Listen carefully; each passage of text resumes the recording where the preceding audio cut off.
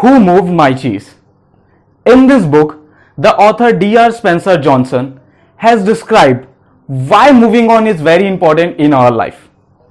Through the journey of four characters, Sniff, Scurry, Ham and Haw, as they search, eventually lose, then rediscover their favorite food, cheese, in a very large twisting maze. So here we can assume the word cheese for what we want in our life. For example, a good job, a big house, health, career, money, or it can be anything. So in this video, I just want to tell you the outline of the story and try to connect your life with it. And at last, I will be telling you how we all can deal with the changes that are coming in our life. So as we go on in the story, we find ourselves more like the character Ham and Haw. Finding the cheese become everything for us. And that's why the character Haw wrote on the wall, "Having cheese makes you happy." So guys, you must have noticed we all at some point stuck with something that we want or love to have in our life. It can be anything. Say, sometime we stuck with one particular college to get into. We stuck with the same job that we have been trying to get. We stuck with the same person in relationship, accepting all the violence.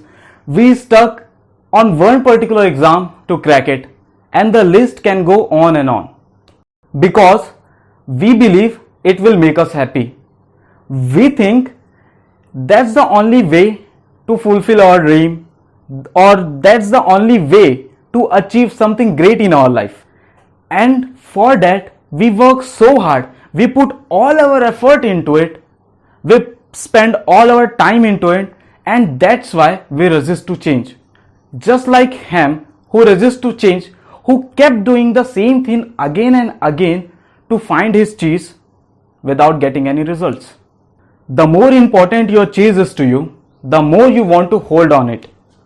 And that's where the character Haw understood if we keep doing the same thing again and again, we would keep getting the same results. So he gets his running shoes and starts finding the new cheese in the maze. And eventually he finds the cheese he never thought of, he never dreamt of, the cheese that long lasts forever. He never believed that this could also have happened with him. So guys, in the same way, when we find ourselves not achieving that particular cheese that we want in our life, without noticing and learning from the past mistake, we do the same thing again and again, getting the same result just as before. For many reasons, like in the fear of getting judged by the society, or we end up somewhere worse. And that's why, my friend, it is really important to learn how to deal with changes.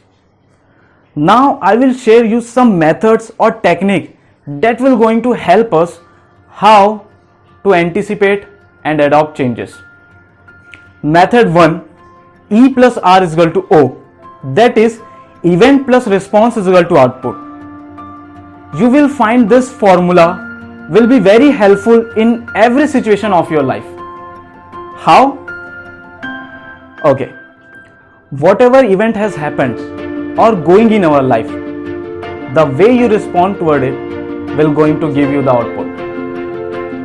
If we respond to the event to the same way we did before, you will get the output the same you got before. To change the output, you need to change the response, because we cannot control the event that are happening around us. We simply cannot have control over it, but we can choose our response toward any event.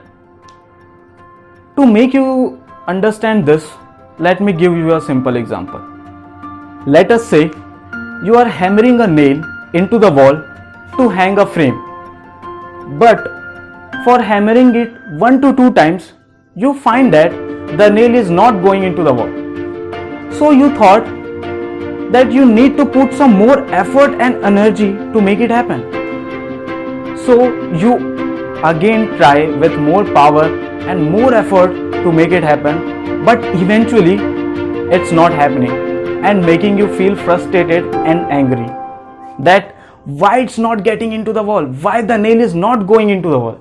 Then you get irritated with it and try to shift the nail with the new part or area of the wall to check whether the problem is with the nail or the wall. Then you soon realize hitting for just 2 to 3 times with the new part of the wall, the nail goes onto it and fit perfectly. So guys, sometimes you just need to change your response to get the output you want. Now coming to method 2. If you have ever feel that you are stuck in a situation and not being able to deal with it alone, then just go to the people you love. Go and talk with them who cares for you, because when we share our thought with the people we love, we find ourselves more relaxed and calm. They can be anyone, like your dad, your mother, your brother, your sister, your best friend. Just go and talk to them.